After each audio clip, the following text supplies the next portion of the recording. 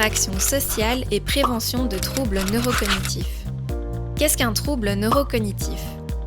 Un trouble neurocognitif désigne un ensemble de manifestations provoquées par une maladie du cerveau, généralement irréversible. Un trouble neurocognitif peut entraîner des changements de comportement, de personnalité ou encore d'humeur, ainsi qu'une diminution des capacités cognitives dans un ou plusieurs domaines, par exemple la mémoire, l'attention ou le langage. En outre, la maladie d'Alzheimer est le trouble neurocognitif le plus courant. Le risque de développer un trouble neurocognitif peut être influencé par le style de vie, entre autres les interactions sociales. Les interactions sociales peuvent comprendre des échanges avec les membres de la famille, des discussions avec des amis ou une participation à des groupes communautaires.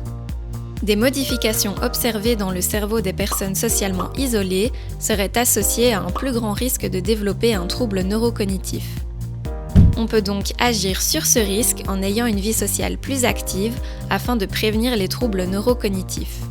Parlons-en. Les interactions sociales et l'engagement social peuvent favoriser la protection des cellules du cerveau. Les personnes qui ont des interactions sociales quotidiennes peuvent voir leur risque de troubles neurocognitifs diminuer de 43% comparativement à celles n'en ayant pas quotidiennement. Des interactions sociales plus fréquentes avec des amis qui sont maintenus sur plusieurs années, notamment dans le cas des personnes aînées, sont associées à une meilleure santé cognitive. Ces interactions sociales augmentent la réserve cognitive, qui est la capacité du cerveau à compenser des lésions qui pourraient l'affecter. La réserve cognitive est donc très utile lorsque des problèmes de santé surviennent. Plus cette réserve est élevée, plus elle est susceptible de retarder l'apparition des signes d'un éventuel trouble neurocognitif. Il peut parfois être difficile pour les personnes à la retraite de maintenir leurs interactions sociales.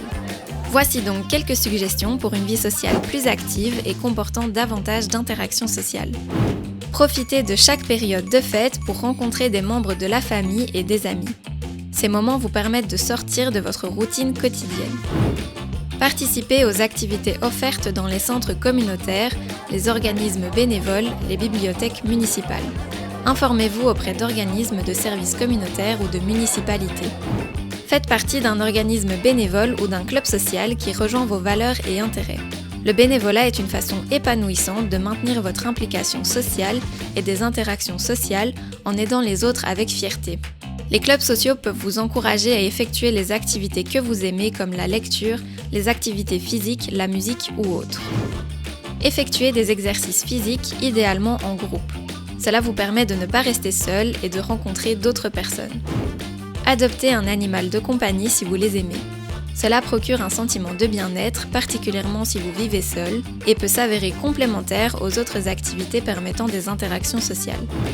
Servez-vous des outils technologiques comme Facebook, WhatsApp ou Zoom.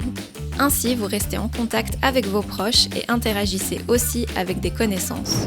Effectuez des escapades près de chez vous ou à l'étranger si vous le pouvez. Cela vous permet de faire de nouvelles expériences et de rencontrer de nouvelles personnes.